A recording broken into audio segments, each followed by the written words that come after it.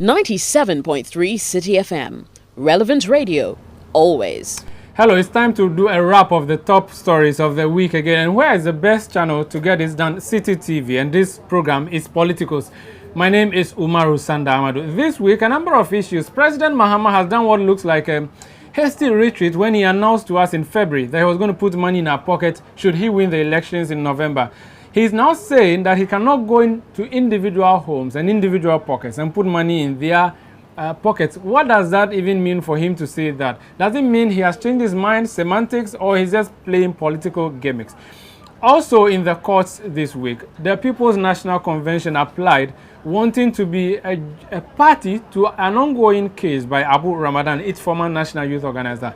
That has been thrown out. What does it mean to our electoral plans and our electoral calendar itself? Secondly, GIBA, the Ghana Independent Broadcasters Association, have secured what looks like a first-round victory against the National Media Commission on that law that seeks to ask media owners to have the blessing of the controller or the regulator, that's the National Media Commission, before publishing content. That's all up here on Politicos.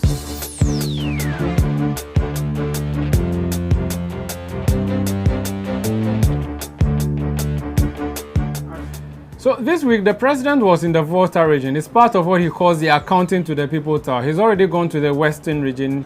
He's gone to the Eastern region. Now he went to the Volta region. He spoke to a radio station and said to them that he cannot put money literally in Ghanaians' pockets or the pockets of Ghanaians. Now, this is a man who in February said to us that if he wins the elections in November and he becomes president in 2017, he was going to put money in people's pockets. This is a political issue. What does it mean for his election on November 7? In as much as a political issue, it's also a financial issue. Do we even have the money to put in people's pockets? Is it a political gimmick? I'm helped this afternoon for this analysis by Toma Amihere, who is editor of the Financial Post. You're welcome to Politicos. You're our first external guest. You've had the president in February. He said to us he was going to put money in our pockets if he is re-elected. He has said something new. Can you reconcile the two for me? I think what the president actually meant was that, his initial statement, what he meant was that after the elections from next year, he would have an expansionary fiscal policy, which would probably be accompanied by an expansionary monetary policy by the Bank of Ghana, after he has managed to put a growth economist in there, which means that there will be more money available in the economy. Okay. All right. Now, where he now said he can't actually put money in people's pockets, he was trying to clarify his position. That it's not that he's going to go around giving freebies, giving out grants and stuff like that. What he meant is that government will be spending more. The monetary policy, of the Bank of Ghana would allow more money to be in circulation to fuel economic growth, and that will provide opportunity for people to get more money because there will be more economic activity. Okay, so that's understood, but he says he has set the foundations ready, so in 2017 we could have the money in the pocket. Not literally though. You are the man who's been watching the finances of the country.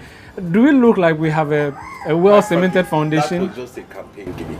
Look, we are under an IMF program of fiscal consolidation, which aims at the end of the program by April 2018 to bring the fiscal deficit down to about 3%, right? Which means more of what we've been experiencing since over the past 1 year. It will continue until April 2018. Okay. I know that the president he loves expansionary economics. That's what actually got him into trouble in 2012. And now they want an IMF program. They've put the brakes on that. It's not going to happen until 2018. When he's unleashed from the IMF, I'm sure he'll want to make up for lost time by quickly having economic expansion and putting money into circulation and stuff like that. But until 2018, unless we walk away from the IMF, it cannot happen. And we cannot afford to walk away from the IMF.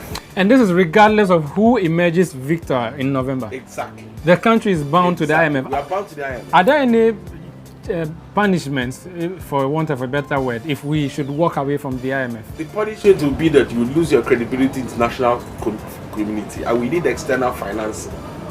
All right. If you have a situation where you cannot refinance the external debt because nobody's ready to lend you new money in order to pay maturing debt, simply because you have walked away from the IMF and the IMF has washed its hands of you, then you're in trouble. So we are stuck with them. We are stuck with them. Thank you very much. Toma Amihere is editor of the Financial Post. He was trying to help us make sense of the president's comments that the economy looks set so that in the next term, if he's elected, that's if he's elected, we would actually see some tangibles in our pockets because there will be job creation and its accompanying benefits.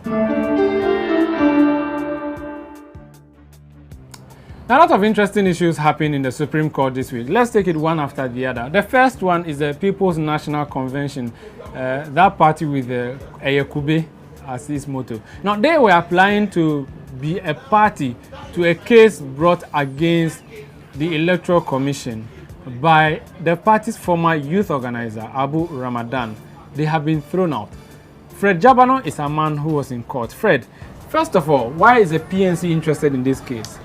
According to them, they being a political party, whatever decision comes out of the Supreme Court is going to affect them. So whether positive or negative, they are going to be affected. So they need to be part of a case and actually also argue or make their case to the court. And what's this case about anyway? And this is a case of the voters register. You know, the former PNC National Youth Organizer Abu Ramadan went to court saying that some time back the court ruled that the usage of the NHIS cards are invalid.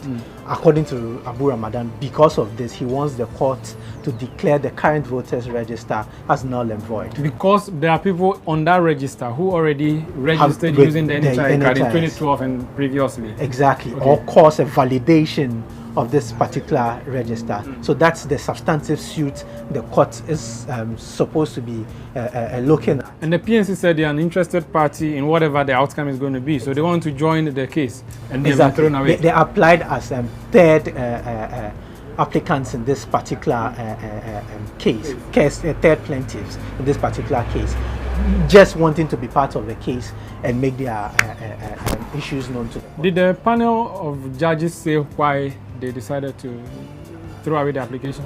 The Chief Justice was actually the president of the panel. She says that the case lacked merit, but they would give actual reasons why they denied them the opportunity to be joined to the case at the final determination. But this does not mean that the case has been dealt with. No, The substantive case is pending. The ruling or the judgment for the substantive case has been set for the 5th of May. And while this is happening, we know that the EC is preparing for a registration exercise. So the electoral calendar is still rolling, nonetheless.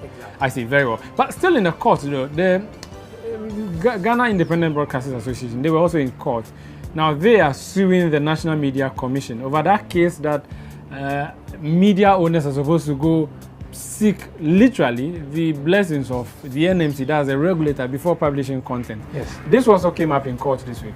Yes, this case also had to deal with content authorization by the NMC. And the substantive case is what you've just said. What happened in court this week was an injunction application by GIBA asking that the NMC puts on hold the implementation of this particular regulation while the case is being heard. So they made their case to the court, presented their case to the court. The second panel members of judges approved or decided that they were going to approve and give approval to the injunction being sought by GIBA. So an injunction has been placed as we speak now till the final determination of the suit. I see. Very well. Thank you very much, Fred Djabanor. That's an interesting case that we will also be watching here because as Independent Broadcasters Association, this group thinks that they are being gagged by the NMC with the introduction of this new law. Now that new law has been suspended due to the application by GIBA. We'll see how far it goes and we'll be bringing you updates as and when they come up. And that's how we end today's edition of Politicos on Citi TV. Do catch us next week for an exciting wrap of the topical issues that made the headlines in the week. My name is Umaru Sanda Amadu. Catch you.